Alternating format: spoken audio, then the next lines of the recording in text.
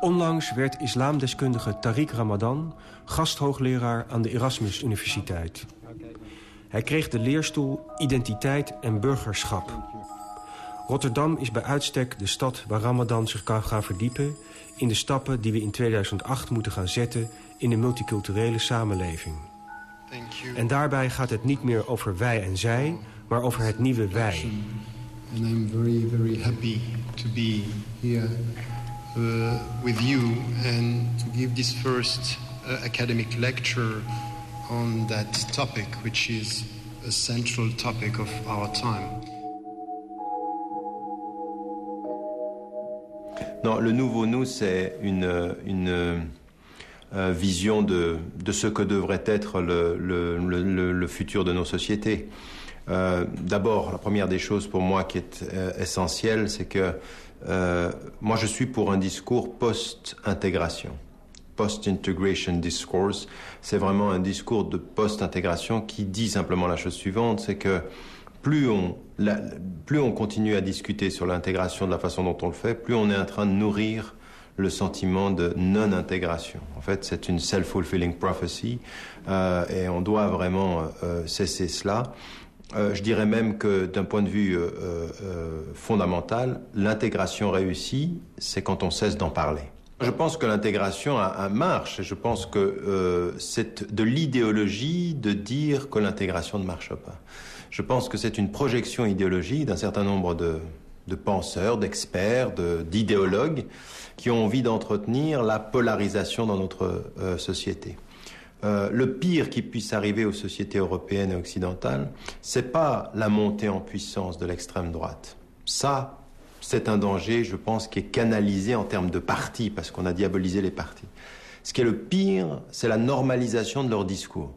C'est-à-dire que ce que hier, ils étaient les seuls à dire, maintenant tout le monde le dit et c'est presque devenu normal. Alors ça, c'est très dangereux. Et donc, il faut passer de l'intégration à la contribution. Le nouveau nous, c'est effectivement des hommes et des femmes qui appartiennent à la même société au nom de la citoyenneté ou de la résidence. Donc ça, c'est acquis, mais qui développent ensemble le sens de l'appartenance à la société. Et donc le sens de l'appartenance, ça veut dire être effectivement appartenir de cœur et d'intelligence à la société, non pas simplement de loi, non pas simplement à l'espace de loi, et puis surtout de relever les défis du futur, c'est-à-dire les défis, tous les défis qui sont ceux des sociétés, c'est autant les défis de l'école que les défis de la violence, que les défis culturels, que les défis de la créativité, de l'esthétique, de l'art. C'est ça le nouveau nous, c'est-à-dire, et je pense que on ne peut y parvenir que par une véritable politique locale. C'est-à-dire au niveau vraiment de la cité, pour aller vers la nation et non pas un discours théorique sur la nation qui, en fait, ne verrait pas ce qui se passe au niveau local. Het zijn de hangjongeren, problemen op de straat, hij of zij, die weet niet waar het over gaat, over last van jongeren. Het zijn sommigen, maar iedereen die lijkt te horen, zo gaat het naar gevaar. Meer ruimtes, is dat ons niet gegeven, of moeten we blijven doorstreven tot de dag... In Rotterdam bezoekt Ramadan het project Ruimte voor Jongeren op Zuid. Een initiatief waarbij jongeren van verschillende nationaliteiten uit achterstandswijken worden betrokken bij het ontwikkelen van hun eigen buurt. Een manier om jongeren op lokaal niveau te laten meedoen aan de verbetering van hun omgeving. English of Arabic? English. English? Yeah. Speak English better? Yeah, it's better than my Arabic. Yeah. Okay. So what are you doing? They gave us a camera to ask the children of the neighborhood what they want in the neighborhood to change or something. There's a lot to do for them, and we try to arrange that. We try to. So you try to help the youngest. Yeah. You have to help them to feel good in the. Yeah. By doing activities like soccer. You're organizing this. Yeah. We try to be a role model. How? By showing these youngsters how to act on a positive way. Et qu'est-ce qu'on dit alors aux gens qui parlent que d'identité? Je crois que tout le discours sur l'identité, il a quelque chose de naturel et il a quelque chose de construit.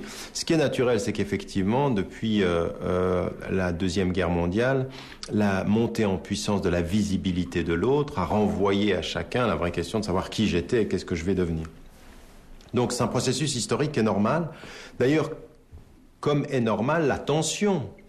Je veux dire, on est en train de parler de phénomènes transnationaux et d'envergure absolument incroyable, puisqu'on parle de millions de personnes qui se sont installées. Et non seulement on parle de millions de personnes qui se sont installées, mais on sait en même temps que l'Europe, par exemple, elle a besoin de millions de travailleurs dans les années à venir. C'est-à-dire qu'on est non seulement, on a eu beaucoup de gens qui allaient venir, mais on a encore besoin de gens qui viennent. Et donc on a un besoin économique qui va à l'encontre de nos résistances culturelles. Et donc là, on a un problème. Mais si vous allez aux États-Unis, au sud des États-Unis, comme par exemple sur la frontière avec le Mexique, il y a un mur qu'on est en train de construire pour empêcher les gens de venir, alors que l'on sait que l'économie américaine va avoir besoin de ces gens. Donc on est dans une espèce de contradiction. Et donc il y a des peurs. Ces peurs-là, il faut les respecter et il faut comprendre pourquoi le discours sur l'identité apparaît. Une fois qu'on a compris ça, il ne faut pas s'arrêter à cela et puis justement légitimer le fait qu'il y ait un discours sur l'identité. Il faut réussir à se dire, bien, je comprends qu'on se pose la question de savoir qui l'on est, mais maintenant, il faut avoir une façon beaucoup plus ouverte de traiter la question. Raison pour laquelle, moi, j'insiste énormément sur le fait qu'on n'a pas une seule identité, on en a plusieurs. Elles sont toujours en mouvement. C'est-à-dire que l'identité que j'ai aujourd'hui, c'est pas la même de l'identité que j'avais quand j'avais 20 ans.